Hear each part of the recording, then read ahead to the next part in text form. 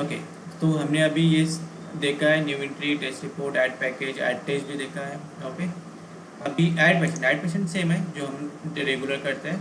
Okay, फिर से यहाँ पे व्यू पेशेंट मतलब आपके पास कितने पेशेंट है सारा डेटा यहाँ पे आपको दिख जाएगा। ओके, सर्च भी कर सकते हो, लेकिन सर्च करते समय आपको यहाँ पे सिलेक्ट करना पड़ेगा रेडियो बटन, तभी वो सिलेक्ट होगा। ओके, यहाँ से भी ऐड पेशेंट है तो यहाँ से भी आप ऐड कर सकते हो। ओके, व्यू टेस्ट ऑलरेडी हमने देखा है। ओके, इसमें जाके एडिट कर सकते हैं।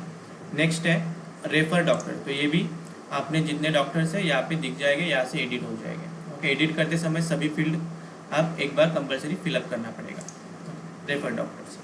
अभी चलते हैं यहाँ पे, तो यहाँ पे देखो ये जो है अभी जो भी डेट आप सिलेक्ट करोगे तो उस डेट को जितने पेशेंट आपके हुए हैं मतलब आपने रिपोर्ट निकाले वो पेशेंट का काउंट यहाँ पे आ जाएगा। ओके, तो ये यहाँ पे काउंट आ गया, तो जो भी डेट आप सिलेक्ट करोगे उस डेट का आपको मिल जाएगा। अभी थोड़ा आगे चलते हैं, तो ये रिपोर्ट सेक्शन में आपको 3 रिपोर्ट मिलेंगे। पहला है patient report, summary report and test report analysis. तो पेशेंट रिपोर्ट मतलब 12 मंथ में कितने पेशेंट आपने टेस्ट किए। ओके, तो यहाँ पे इसका काउंट दिखेगा। जैसे कि अभी मैंने इसको जुलाई महीने में यूज़ करना चालू किया तो ये जुलाई का काउंट यहाँ पे दिखाएगा।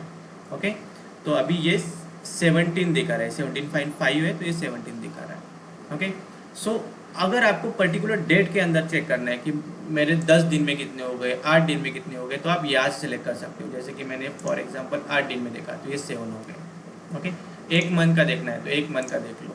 ओके, सो ये काउंट यहाँ पे दिखेगा आपको, जो भी डेटा आप सिलेक्ट करोगे उस हिसाब से। तो ये था पेशेंट का, तो हमें बहुत ज़रूरी है कि कितने पेशेंट हो गए, क्या हो गए, हम यहाँ से डायरेक्टली चेक कर सकते हैं। सेकंड है आपका समरी रिपोर्ट। तो समरी रिपोर्ट मतलब आपका एक्सपेंडिचर कितना, मतलब खर्चा कितना हुआ, इनकम कितना हुआ, तो यहाँ पे आपको ये दिखाएगा। तो टोटल इनकम ये देखो इस डेट से इस डेट के अंदर, और एक्सपेंडिचर ये देखो। अब आप कहोगे एक्सपेंडिचर कहाँ से ऐड करना है, मैं बता दूँ आपको। जैसे भी आपको रिकॉर्ड रखना है कि कितना खर्चा हुआ, तो आप अकाउंट में जाओ, अदर एक्सपेंस में जाओ और यहाँ से डायरेक्टली ऐड करो। ओके, और यहाँ पे लेटेस्ट से मैंने एक एंट्री ऐड की थी। ओके, अभी एक नीडल बॉक्स करते हैं। आपका जो भी आइटम रहेगा उसका प्राइस लिखो, लेटेस्ट से 500। डेट आप चेंज कर सकते हो या फिर ये भी रख सकते हो, ऐड करो, सिर्फ यहाँ पे सिंपली ऐड हो जाएगा। ओके, तो अभी यहाँ पे 500 + 200 700, तो ये हो गया इधर। अभी रिपोर्ट में जाओगे, समरी रिपोर्ट में जाओगे, फिर से एक डेट सेलेक्ट करो।